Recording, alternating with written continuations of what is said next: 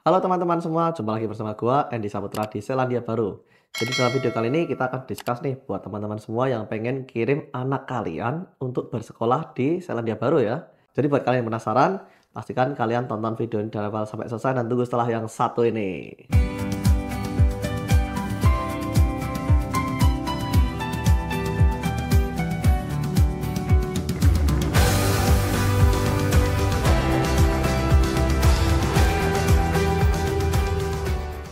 Oke, jadi di sini gue udah hadirin buat kalian. Di sini ada Ciheni. Jadi Ciheni dia adalah seorang relationship manager.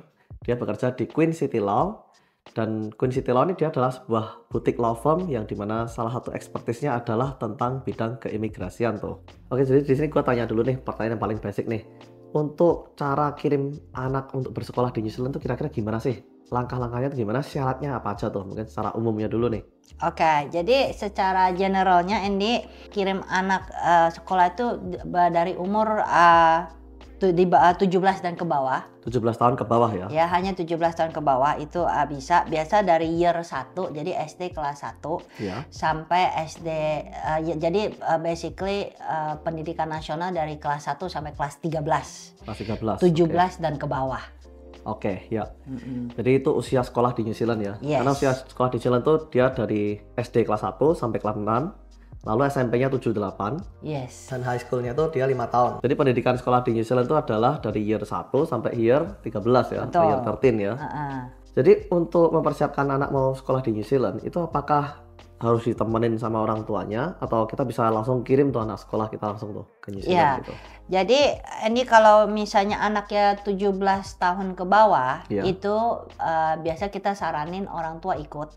Jadi kita bilangnya guardian itu bisa papa atau mama. Ya, jadi nggak harus mamahnya aja, karena ada beberapa negara selain New Zealand itu dia cuma boleh mamahnya aja, papanya nggak boleh. Nah ini papa atau mamahnya bisa temenin dia, jadi sebagai guardian mereka akan dapat yang namanya guardian visa. Guardian visa. Ya, validasi visanya sama dengan anaknya. Oke.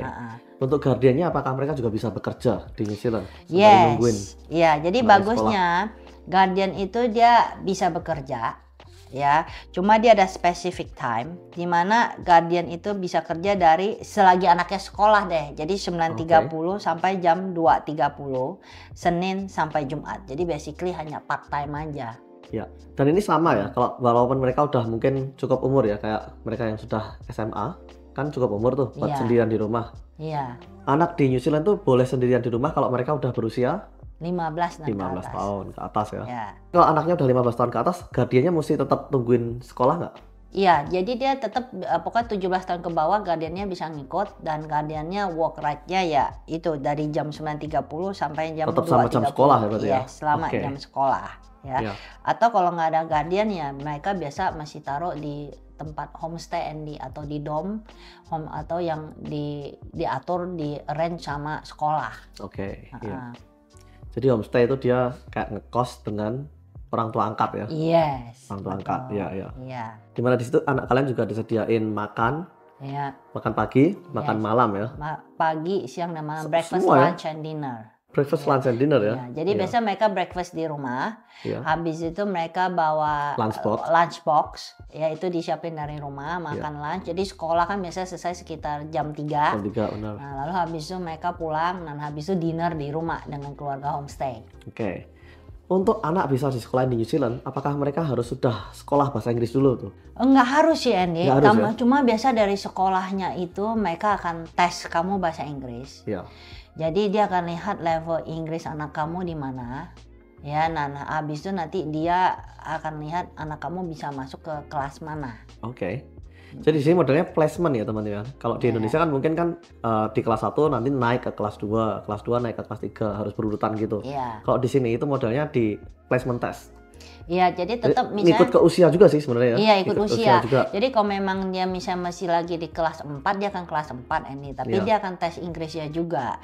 Cuma kalau Inggrisnya benar-benar nggak bisa, mungkin akan diturunkan ke kelas 3. Tapi biasa sih kebanyakan skenario selalu ya di kelas 4. Ya, ngikutin usia tadi ya. Iya, ikutin usia. Karena biasanya anak juga perkembangan development language-nya juga sama ya. Iya, di situ dan juga apalagi gitu ya. sekarang anak Indonesia kan banyak yang pinter-pinter bahasa Bahasa Inggris Inggris, juga. iya. Iya. Benar. Ya, jadi length of stay-nya itu tergantung dari uang sekolah yang dibayarkan, periode uang sekolah. Nah di New Zealand itu kan bayar uang sekolah minimal itu kan selalu 1 tahun. 1 tahun. Jadi kalau kamu bayar uang sekolah 1 tahun, student visa anak akan 1 tahun, si guardian punya visa juga akan 1 tahun. Oke. Jadi sama ya, ngikutin sama Iya, semua ngikutin ya. itu. Jadi habis masa visanya juga harus renew lagi ya. Yes. Untuk renew-nya juga harus bayar sekolahnya lagi dulu kan? Yes, semua masih bayar uang sekolah dulu. Sekarang ngomongin tentang biaya nih, berapa sih sebenarnya untuk kirim anak sekolah di sini? Oke, uang sekolah untuk anak SD, SMP, SMA itu biasanya dimulai dari 15.000 ke atas. 15.000 per tahun? Per tahun, ya. Tergantung dari sekolah daerah mana. Ya, karena beda zoning, habis itu dia dieselnya makin tinggi, dia biasa sekolah lebih mahal. Ya. Biasa sih kita kalau yang klien-klien lain sih, Andy, kita masukin mereka ke grammar school ya, Andy. Ya. Enggak sekolah yang SD biasa. High grade, oke, ya. Ya, jadi tingkat kualitas kurikulumnya lebih bagus dari sekolah nasional biasa. Nah sekarang masih ngomongin biaya ya. Untuk funds yang harus di show money-nya berapa tuh ke imigrasi? Yang harus disiapin berapa nih? Jadi perlu minimal itu 1 bulan 1.000. Jadi kalau uang sekolah, again visa kan 1 tahun, berarti masih ada minimal 12.000. Iya. Ya plus uang sekolahnya itu masih ada. Oke. Jadi 12.000 plus uang sekolahnya ya. Misal uang sekolahnya yang tadi dari 15.000 dan ke tadi atas. Ya. 12.000 plus 15.000 ya. Yes. Lebih itu ya. Tapi yang 12.000 ini sebenarnya cuma show money doang kan? Yes, ini show money dalam arti ya maintenance fund untuk biaya kehidupan di New Zealand. Oke. Tapi yang guardian bisa kerja part time ya istilahnya tekniknya ya. Iya, dia bisa kerja part time. Bisa kerja part time. Jadi biasa di sini kebanyakan guardian kan mamahnya. Iya. Jadi selagi anaknya sekolah, mamanya di rumah nggak ada kerjaan, ya dia bisa keluar kerja part time. Jadi biasa mungkin dia kerja bantu jaga toko, office ya kan? admin. Ya, habis itu kerja supermarket. Iya. Ya kan. Tapi yang jelas selama jam sekolah tadi ya. Yes. Nah tadi kan Jenny ngomongin 12.000 tuh. Nah 12.000 tuh sebenarnya biaya untuk anaknya atau orang tuanya atau keduanya nih? Itu biaya untuk apply guardian visa. Oke. Jadi kalau untuk student visanya peraturan biasa uang sekolah plus 20.000 show money. Ya. Itu buat student visa anaknya. Buat guardian visanya itu adalah 12.000 untuk show money untuk orang tuanya. Berarti memang untuk show money-nya banyakan ya anaknya pasti ya. Nah sekarang kita ngomongin tentang zoning nih. Untuk zonnya gimana tuh Jenny? 15.000 tadi tuh untuk sekolah di Auckland kan? Yes, untuk sekolah di Auckland. Nah di daerah mana nih? Mungkin bisa di-spill. Jadi you know lah Andy, di sini kalau kita di Auckland kan biasa yang favorit area adalah selalu North Shore. Iya. Ya kan, habis itu kalau nggak biasa orang West and East. Iya. Jadi kita sih biasa kita sekarang ini adanya kerjasama sama sekolah di North Shore Grammar School, lalu kita juga ada di West juga kerjasama sama sekolah. Untuk di West ada sekolah yang biasa mereka memang terima international student untuk masuk. Oke. Ya memang nggak semua sekolah di New Zealand terima internasional karena ya. Iya betul.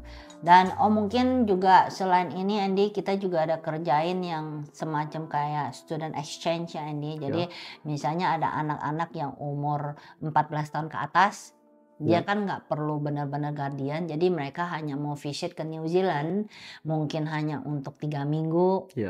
Atau buat 6 minggu Andy untuk seperti student exchange itu. Jadi mereka datang cuma untuk mau have the feel sekolah di New Zealand itu bagaimana. Nah itu kita juga ada tuh biasa sekolahan dari anak-anak Indonesia datang hanya untuk tuh experience life in New Zealand, culture di sini gimana, bahasanya, budayanya.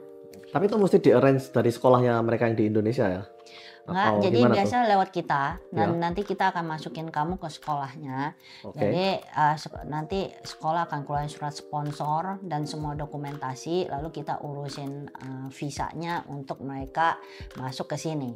Dan biasa tapi kayak gini kita banyak kerjain grup ya Andy, karena kan dia sama teman-temannya mungkin berempat berlima. Mereka datang, nanti kita dari pihak sekolah juga akan arrange homestay-nya. Oh berarti ini seperti kayak short term stay tapi by request juga gitu ya? Yes. Pengen nyobain experience sekolah di New Zealand gitu ya? Sekarang kita balik ngomongin tentang tempat tinggal tadi ya.